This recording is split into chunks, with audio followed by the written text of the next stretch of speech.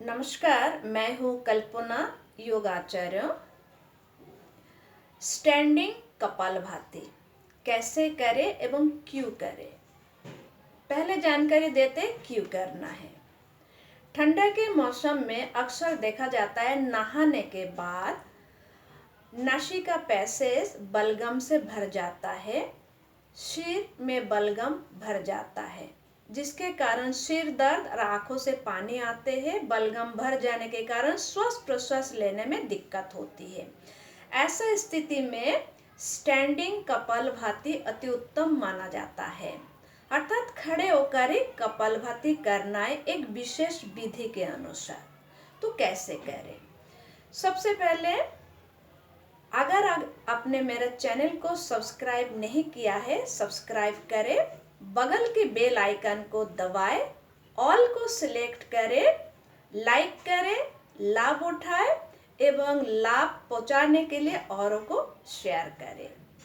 तो कपालभाति करने के लिए खड़े होकर 90 to 60 डिग्री एंगल पे हमें आगे की ओर बेंड होना है। होने के बाद कपालभाति में जो बैठ के नियम है सिमिलर नियम ही है, अर्थात श्वास भरते समय पैसिव अर्थात आवाज के साथ श्वास नहीं जाएगा, लंबा गहरा श्वास भरना है लेकिन बिना आवाज की। छोड़ते समय एक्टिव अर्थात आवाज के साथ श्वास को फुंकार से छोड़ना है। ठीक है, कैसे? ठीक है। ये दूसरा बिंदु क्या है, जब हमें करना है तब हमें सिर को ऐसा ऊपर उठा के 7-8 बार करना है। एक बार सिर को नीचे झुका के करनी है, एक बार राइट की ओर मोड़ के करना है, एक बार लेफ्ट की ओर मोड़ के हमें कपालभाति को करना है। करने से क्या होती है, जे नहाने के बाद नासिका पैसेज में जो पानी रहता है वो पानी कपालभाति इस प्रकार करने से पानी को निकाल देता है और नासिका पैसेज को ड्राई कर देते हैं, जिसके कारण कफ नहीं जमता है नासिका पैसेज में व ललाट में, और इसके परिणाम स्वरूप आंखों से पानी नहीं आता है, श्वास प्रश्वास में कोई दिक्कत नहीं होती है, सिर दर्द भी नहीं होती है। और ये एक्सरसाइज धीमी गति से जो वीकनेस है, जिनके हार्निया की प्रॉब्लम है, जिनको हाई ब्लड प्रेशर है, वह उन को समस्या है वो धीमी गति से करें। और जो नॉर्मल है, शरीर निरोग है, यंग है, वह व्यक्ति तेजी गति से कर सकते हैं। आपको एकदम लंग्स भर के हवा भरनी है, लंग्स खाली करके हवा को छोड़ना है। ठीक है, तो चलिए करते हैं किस प्रकार खड़े होकर नहाने के बाद कपालभाति किया जाता है। ठीक है,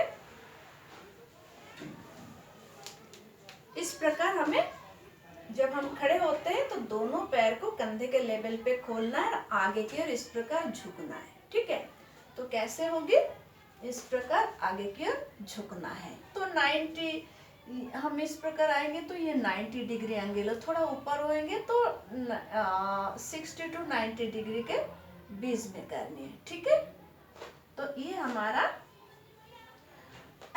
आगे की ओर झुकना है। ठीक है, उसके बाद देखिए जो दो बिंदु हमने सिखाया, लंबा गहरा श्वास भरना है, मुंह से छोड़ना है। ठीक है, और एक बार ऊपर की ओर, एक बार नीचे की ओर, एक बार दाएं मुड़ के, एक बार बाएं मुड़ के करना है। तो आप देख लीजिए कैसे करनी है। मैं थोड़ा सा आगे हो जाती हूँ। Ready, start. सिर ऊपर,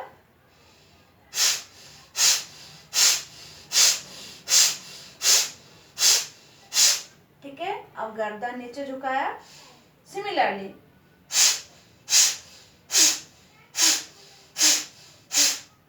अब राइट की ओर गर्दन को मोड़ा, लेफ्ट की ओर मोड़ा, रिलैक्स। ठीक है, इस प्रकार आपको कपालभाति को करना है। ऐसे आप 2 राउंड से लेकर 3 राउंड करेंगे तो क्या होगी, नहाने के बाद जो नासिका पैसेज में पानी चला गया था वो पानी को क्या करेगा, निकाल देगा, नासिका पैसेज ड्राई करेगा। उसके बाद आप सरसों तेल, ठीक है, ये जैसे मैंने अलग से एक डब्बे में लिया हूँ और छोटी उंगली से लगा के नासिका पैसेज में आप नरिशिंग कर दीजिए, नासिका को साफ करके, ठीक है। तो आपका जो ड्राइनेस के कारण श्वास लेते समय थोड़ा सा जलन उत्पन्न होती है, वो जलन नहीं होगी, ठीक है। जिस प्रकार ठंडा में स्किन सूख जाता है, ड्राई होती है, उसी प्रकार नासिका पैसेज भी ड्राई हो जाते हैं।